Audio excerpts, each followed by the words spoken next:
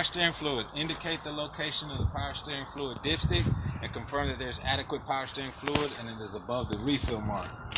Steering boxes and hoses. Check the steering box is mounted securely and it's not leaking. Look for any nuts, bolts, or missing cotter keys.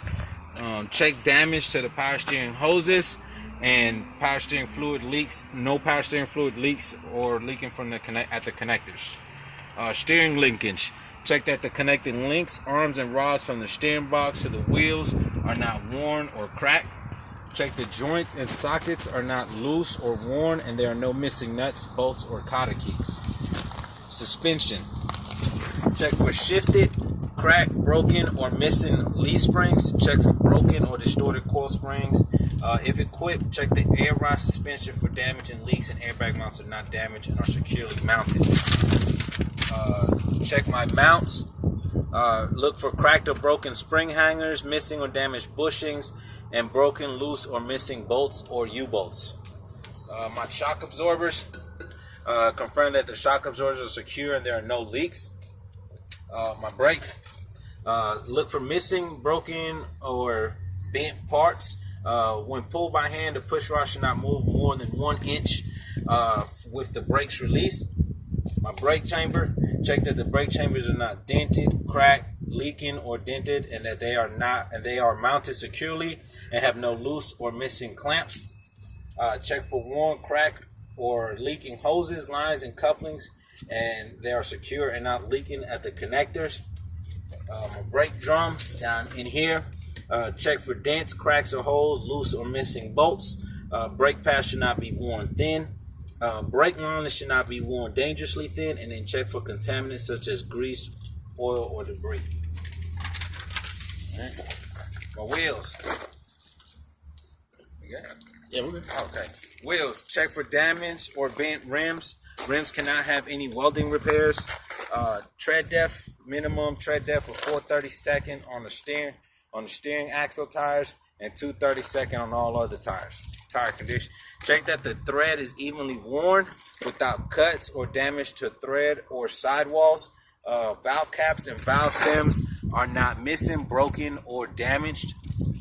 Check the hub oil, grease level, seals, and axle seals are not leaking. If wheel has a sight glass, check that the oil level is adequate on the hub oil.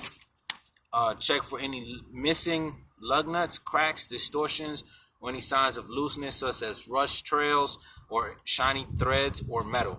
Check for crack or distorted bolt holes. All right. Doors and mirrors. Check the doors for any damage and that they open and close properly. Hinges should be secure with seals intact. My seals are intact. Check my mirrors, and my mirror brackets should be mounted. My mirror bracket should be mounted securely and clean and adjusted from the inside. Right. Fuel tank. Check for a secure fuel tank, secure tanks, tight fuel cap, and that the tanks or lines don't leak down there. The lines are down here. All right. Battery box. Check to see that the batteries are secure for tight cable connections. Check for signs of excessive corrosion. Battery box and cover door must be secure and mounted properly. Do we have to take the box off on the test? I think so, just to check the cabling. Oh, okay. But you don't have to take it off now. Yeah. All right. The drive shaft, it's in there. All right. The drive shaft should not be bent or cracked, and U-joints should be secure and free of foreign objects. All right. Exhaust system. Exhaust stack right here. Check system for rust or carbon soot as there are signs of damage or leaks. There should be no cracks, holes, or severe dents, and systems should be securely mounted with no loose clamps. All right. My frame. Check the cross members, box, floor for cracks, bends, broken welds, holes, or other damage. The frame. All right. No missing or loose bolts. All right. Tractor company. All right. Air and electrical lines right here. Check that my electrical lines and air hoses are not cut, chafed, spliced, taped, worn, and the steel braid should not show through the outer linings. Check that all fittings are firmly seated, locked in place, and free of damage. All good. Make sure that the lines and hoses are not tangled, crimped, pinched, or dragging across the tractor parts. All right. My catwalk. Make sure that my catwalk is solid, clear of objects, securely bolted to the frame, and check that the steps are solid, clear of objects, and securely bolted to the frame. All right. Mounting bolts. Also check for loose, missing mounting brackets, clamps, bolts, or nuts. The fifth wheel and the slide mounting must be solidly attached. Other types of coupling systems inspected for broken, missing, or broken parts. Locking jaws. Check the locking jaws are fully closed and around the kingpin. Fifth wheel skip. Check for proper lubrication. And the skid plate securely mounted to the platform, and all bolts and pins are secure and not missing.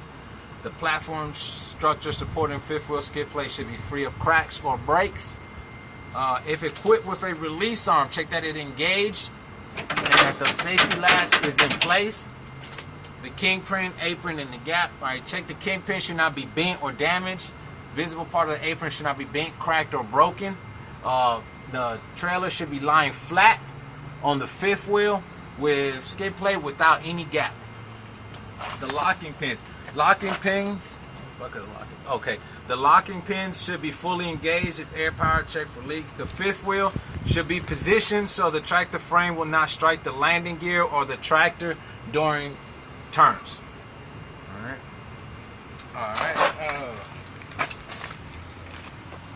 Okay. Good. All right. I'll do my rear tires, my drive tires, and my trailer tires the same as I'll do the front, except the only difference is I would check, since they're duals, I would check between, make sure that there's no obstructions in between the tires, and the tread depth, I will make sure that it is 30 seconds instead on all tires except for the steering tire. And also one thing I forgot, I would check my tire inflation with a tire inflation gauge.